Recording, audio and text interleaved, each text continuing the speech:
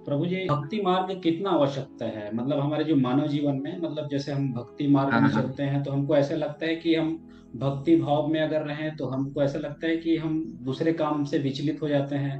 मन में ऐसे रहता है हाँ कि हम हाँ भक्ति भाव करें तो भक्ति भाव ही करें, या फिर गृहस्थ हाँ हाँ जीवन हाँ। में रहें तो गृहस्थ जीवन में ही रहें। मतलब हमारा मन जो यस। है विचलित रहता है, इधर उधर चलते रहता है। तो हमारे जीवन में, हमारे पर्पस में भक्ति कितना मतलब आवश्यकता है? वाह, बहुत ही सुंदर प्रश्न है। So thank you so much for asking such a great question. तो भक्ति जो है ना, आप जानते हैं कि हम सब क्या हैं? आत्मा है। ठीक है, इस पे न डिस्कस करके मान लेते हैं कि आप लोग आत्मा अपने आप को मानते हैं। ठीक है। और आत्मा का काम क्या है? जब तक आत्मा इस शरीर में रहती है तो क्या होता है? चेतना रहती है ना। और आत्मा निकल जाती है तो शरीर को हम निर्जीव बोलते हैं, लाश हो जाती है, उसे फिर हम जीवित नहीं रख पाते हैं, उसे हमें जलाना पड़ता है या दफनाना पड़ता है, जो भी करें कि नहीं। बिल्कुल। यानी जब तक आत्मा है तो क्या हमारा शरीर निष्क्रिय रहता है या सक्रिय रहता है? सक्रिय रहता है ना। जब शरीर सक्रिय रहेगा तो यानी कि कुछ क्रियाकलाप करेगा। और जो क्रियाकलाप है ना, वो कहीं ना कहीं अपने आप से जब बियॉन्ड होता है किसी और के लिए करते हैं। तो ये जो है जीव का स्वभाव है कि जीवेर स्वरूप हो कृष्णेर नित्यदास, यानी भगवान का अंश होने की वजह से भगवान की सेवा करना हमारा धर्म है। अब ये तो बहुत बड़ी बात मैंने कह दी, लेकिन अब इसे हम कैसे समझें? जैसे ये एक जीव है, हम अपने माता पिता के साथ में रहे हैं, अपने पति पत्नी के साथ में घर में रह रहे हैं, तो ये एक दूसरे से कनेक्टेड कैसे हैं? सेवा के माध्यम से। माता है वो हमारे लिए घर का कारोबार करते हैं। मान लीजिए आपकी पत्नी है तो घर में खाना बनाती है, आपके बच्चों की लालन पालन करती है, और घर में कोई मेहमान आया उनका देखभाल करते हैं कि नहीं। यानी सेवा करना जीव का धर्म है। सब कुछ हट जाएगा लेकिन सेवा करना जीव से हट नहीं सकता है। और सेवा कब तक करेगा? जब तक चेतना है। चेतना कब तक है? जब तक आत्मा है। तो हमारी आत्मा नष्ट हो नहीं सकती है, शरीर भले नष्ट हो जाए, एक शरीर से हम दूसरे शरीर में जाएंगे। यानी सेवा करना, और वही जब सेवा हम भगवान की करते हैं तो भक्ति कहलाती है। यानी सेवा नष्ट नहीं हो सकती है, सेवा तो करना ही करना है। अब वही घर परिवार में आपने बोला कि हम गृहस्थी में रहते हैं तो लगता है गृहस्थी में रहें, भक्ति करते हैं तो लगता है भक्ति करें। तो असल में अगर हम चीजों को, अपने घर के कार्य को भगवान को केंद्र बिंदु बना के जब चलते हैं, जैसे कि हम जो कार्य कर रहे हैं उसमें श्री कृष्ण को जोड़ लें, तो हमारा कार्य जो है घर का भी वो भक्ति हो जाता है। जैसे यहाँ तक कि हमारा खाना भी भक्ति हो सकता है, जैसे हम प्रसाद या भोजन ग्रहण करते हैं वो भी भक्ति हो सकता है। यानी भगवान को हमने अर्पित किया और उसे स्वीकार किया उनका उच्छिष्ट प्रसाद के रूप में, तो भगवान उसे भक्ति के रूप में मानते हैं। यानी हर एक कार्य को हम भक्ति मैं बना सकते हैं अगर उसमें केंद्र में भगवान को लाएं।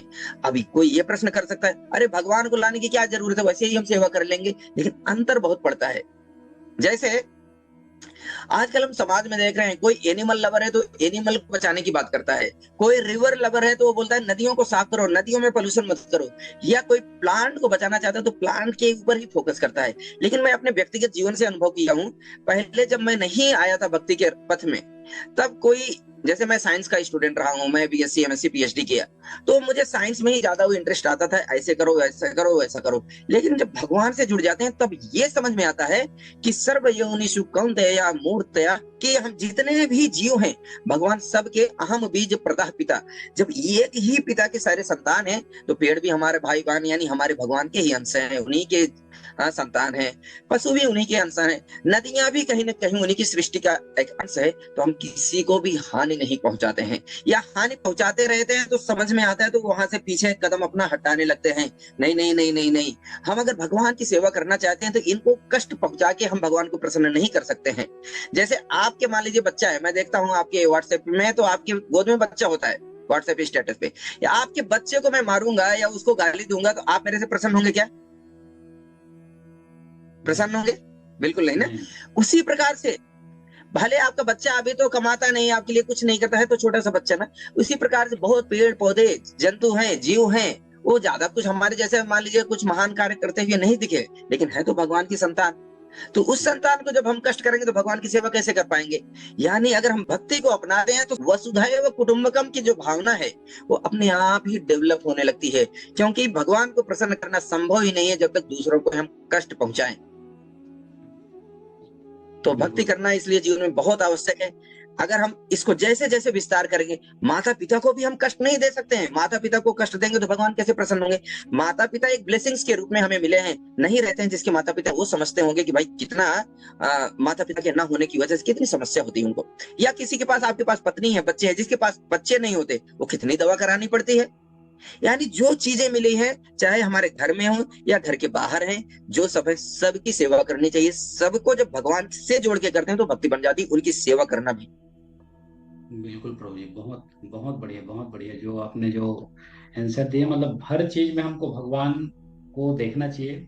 हम जो कर रहे हैं सब चीज में हमारे पास भगवान का दृष्टि है, और हमको उसी दृष्टि से हमको वो सब चीज को करना चाहिए जिस दृष्टि से भगवान हमको करना चाह रहा है। और बहुत सारे हमारे पास ऐसे अपॉर्चुनिटी रोज आता है, हर क्षण आता है, जिससे हम क्या है विचलित हो जाते हैं, जिससे हम कुछ भी नहीं कर पाते। उसको हम अपॉर्चुनिटी को देखना है, अपॉर्चुनिटी को देख के हमको उसमें हमारे लायक क्या है, और जिस तरीके से भगवान हम पर प्रसन्न हो रहा है, और जिस तरीके से हमको हर चीज में दे दे रहा है, तो हर चीज को हमको भगवान की दृष्टि से, चाहे खाएं चाहे पिए या फिर किसी से भी लें, सब भगवान की दृष्टि के अनुसार से ही हो रहा है।